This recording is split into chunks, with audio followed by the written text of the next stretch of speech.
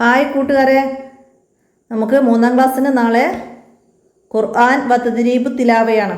അപ്പോൾ ഖുർആനിൽ നിന്ന് നിങ്ങൾക്ക് ഒരു സൂറത്ത് ഓദിക്കും. ഇതിൽ സൂറത്തുൽ ജിന്നാണ് വന്നത്. അപ്പോൾ നിങ്ങൾക്ക് അതന്നെ ആവണമെന്നില്ല.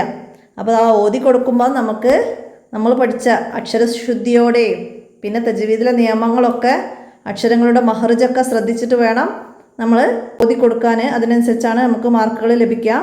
പിന്നെ നമ്മൾ തദ്രീബ് തിലാവയിൽ പഠിച്ച കുറച്ച് നിയമങ്ങൾ, അതിലെ ഹർഫുകളൊക്കെ നമ്മൾ പഠിച്ചിട്ടുണ്ട്.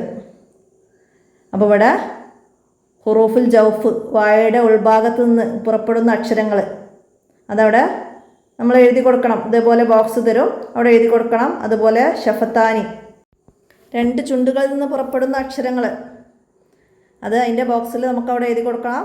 ഇത് തന്നെ വരില്ല, നമ്മളവിടെ ഉള്ള പാഠഭാഗത്തിൽ വന്നത് നമ്മൾ മനസ്സിലാക്കണം. എന്നിട്ട് ഇതുപോലെ നമുക്ക് ഏതാണ് ചോദ്യം വരിക എന്ന് നമുക്ക് പറയാൻ പറ്റില്ല. ഇതൊരു മോഡൽ ചോദ്യപേപ്പർ മാത്രമാണ്.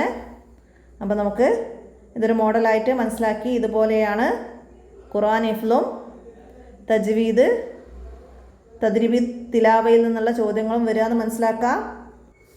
ഒരു ഉദാഹരണം തന്നിട്ട് അതിൽ നാവിൽ നിന്ന് പുറപ്പെടുന്ന അക്ഷരങ്ങൾ, ജൗഫിൽ നിന്ന് പുറപ്പെടുന്ന അക്ഷരങ്ങൾ അതിന് എടുത്തെഴുതാനൊക്കെ വന്നാൽ നമുക്ക് തിരഞ്ഞെടുത്ത് എഴുതാൻ കഴിയണം.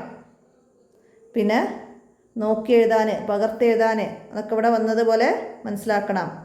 പിന്നെ നമുക്ക് കാണാതെ ഓതി കൊടുക്കാൻ നമുക്ക് ഖുർആനിൻ്റെ കൂടെ ഓരോ പാഠത്തിലും പഠിക്കുന്ന സൂറത്തുകളുണ്ട്. അതിൽ നിന്നാണ് വരിക. അത് ഇന്ന ആയത്ത് വരും, ഇന്ന സൂറത്ത് വരും എന്ന് നമുക്ക് ഉറപ്പ് പറയാൻ പറ്റില്ല. നമുക്ക് പാഠഭാഗത്തിൽ വന്ന എല്ലാ സൂറത്തുകളും നിങ്ങൾ നിർബന്ധമായിട്ട് പഠിച്ചിരിക്കണം. ഇത്രയാണ് ഈ ചോദ്യപേപ്പറിൽ മനസ്സിലാക്കാനുള്ളത്.